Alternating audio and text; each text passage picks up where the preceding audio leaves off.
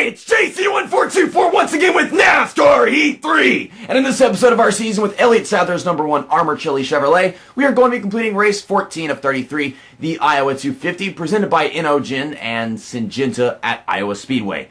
In the last episode, we went to Michigan and finished in 3rd place.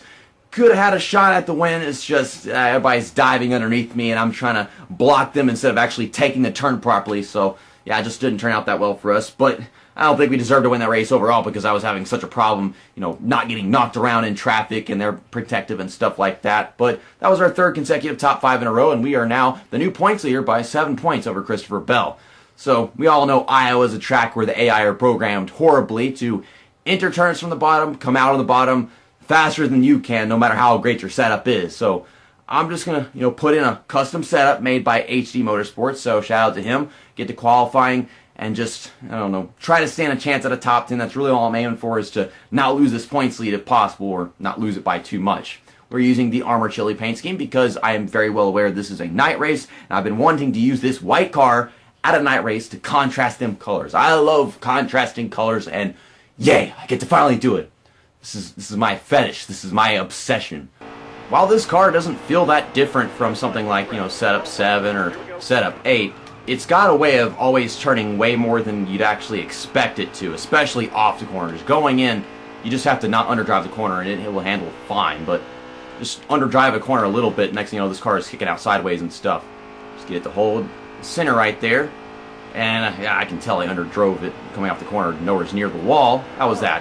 Okay, 9th place, so we're starting in the top 10 on the inside. Christopher Bell is starting on the pole, so he's really making sure he takes the points lead.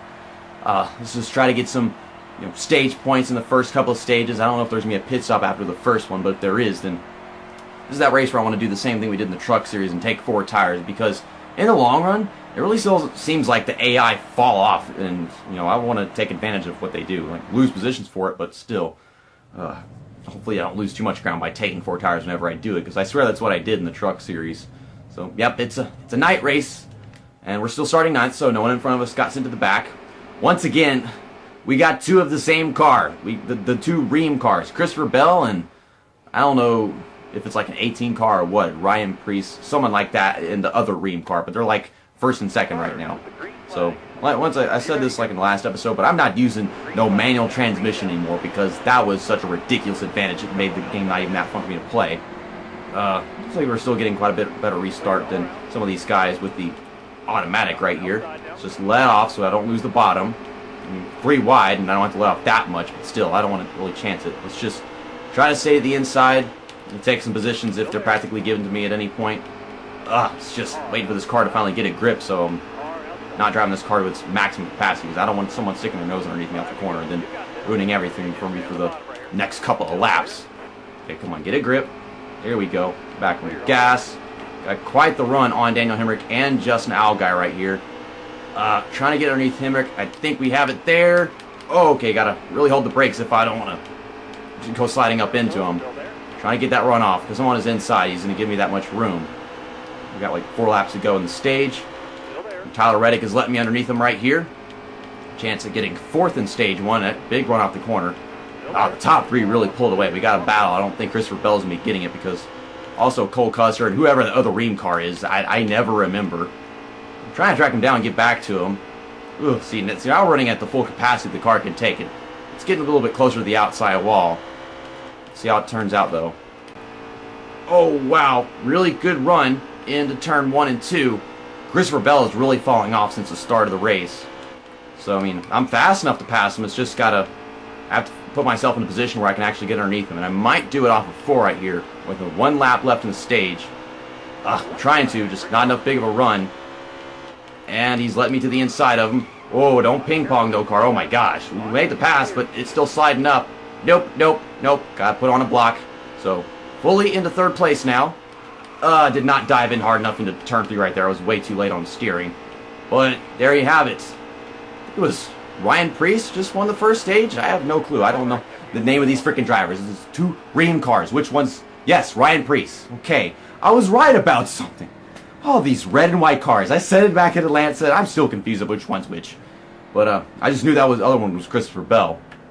Alright, so yeah, everyone's pitting after stage 1, which begs me to believe they're probably going to pit after stage 2 as well.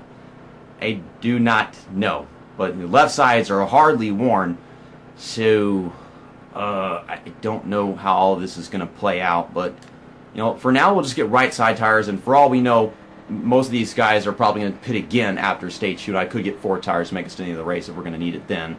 So yeah, that's just exactly what we're going to do. And fall back to 12th place. So we got our stage points, and we could possibly pass some of these guys back because the left sides are still a bit alive, obviously, being in like 89% whatever. If I can have a good restart right here. Not so much. Oh, now that we're in freaking 3rd gear, like now it's coming along, so I've got Justin Allgaier on my inside. So I'm going to let him get clear. Drop in behind him. Now they're all slowing up off of 2. Dang it. Okay, we've got some cars passing. I know we can. We got a 7-lap stage on worn left sides. So that might not be the easiest of things. Don't hit the apron, JC. Oh, bump, 3 wide. This is some actual short track racing.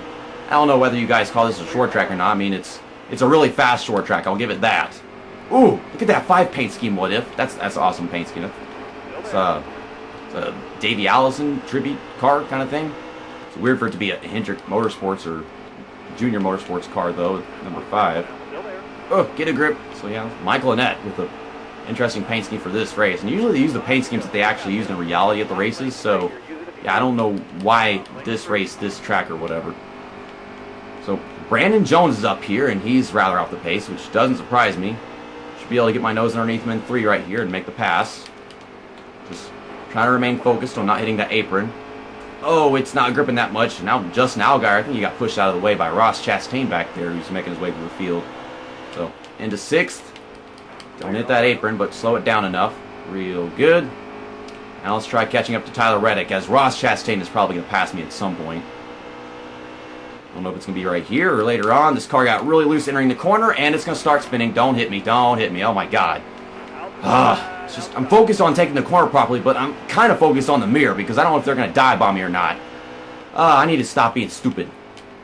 Just focus. JC, stop hitting the apron, jackass. Jeez, let's just finish the stage, get our stage points. Golly, I can't talk right now. I've been really trying to track down Brandon Jones, and yeah, Ross Chastain's just been haunting me all stage long, and yeah, I was right to be scared of him dive bombing me because I could tell he was trying to make that pass. So we got 4 stage points, and then we finished 3rd in the first stage, so we had a good run the first half of the race, and see, no one's pitting now, but all our freaking tires are all in the 70s. I can't just keep on racing like this, and we're good enough on fuel to make it to the end. Is anyone else at the back of the field pitting? You'd figure somebody back here would take a pit stop just because they'd get fresher tires doing that. Well, on fresher tires, we will be strong. It's just we're going to have a lot of cars to pass, and I've got to be patient doing this. This is going to be kind of messy, but it's just what we're going to do. And maybe there'll be a caution, because usually with runs this long, a caution comes out at some point and causes us to take advantage of the restart and everything. And it's rather bunched together. It doesn't look like too far of a distance for me to make up all these positions, but I just can't do it all at once. I have got to be patient. Lap 20 all the way to lap 34. It looks like it's quite a ways. 15 laps to go. How many cars not passing 15 laps? I don't know. Just don't hit the apron like that, JC. Get me off the apron, McLeod, please. So slow coming off of turn 2 at the restarts. Okay, let's just take our time. Take our time. Let's not go dive bombing people whenever I'm not even underneath them or near them going into a corner like that. We should be fine. I just hope this is not like it was whenever I was playing NASCAR 8-2, where everybody starts brake checking each other all race long. That was a disaster. That was kind of ugly. Okay, getting close to that apron. Pull away from it. See, I tried pulling away from it, but the guy in front of me knocks me back off the track again, and it's scary. Like, I'm not even being impatient. It's just these guys making it difficult to get around and race with. You can see what fresh tires are doing for me. This is weird. It's like they're very, very aggressive, but their tires actually take a little bit of wear here. More wear than any other track in this game as far as I'm concerned. Oh, God. Stephen Light, Stephen King, whatever your name is. Oh, gosh. Pull up to his back bumper. I could be making passes on the outside from what I've seen, because that's actually possible. Yeah, I am making passes on the outside. I'm about to hit the outside wall, so that's not good. I get a run down the straightaway, and I get a run down the straightaway. There we go. Someone's diving all the way at the bottom up there. I saw that. Someone black car all the way at the bottom, a couple rows ahead. That was aggressive. The seams knocked me all over the place. Okay, keep it under control. Keep it under control. Don't damage. You're breaking everything, car. Come on. This stupid fucking seam's getting me loose and spinning me all around. I gotta repair damage and get sent to the back of the field again. I didn't want to cause the caution. I just wanted a caution to happen at some point to help us out. But no, I wasn't expecting the seams to kill me. Oh my gosh, this track is such a pain in the ass. Even though I love it, these AI ruin it for me. And I hate the fact that I have to race custom setups to even be competitive. Oh my god. Can y'all just go? Golly, they're even more worn tires than me now. So this just makes it difficult to deal with because I'm so much faster. It sucks. No, we're being aggressive. I can't just be all playful and patient anymore. I'm going to be impatient, but I'm going to race as clean as possible at the same time. We're keeping it to the inside. We're no more of that freaking outside line bullshit. Okay, brake properly right here. We're all checking up on the inside. Come on, Robin Williams. Come on. Jackass. Okay, gotta run into 3 right here. This is not how I would like to be entering these corners, but they're giving me not much of a choice.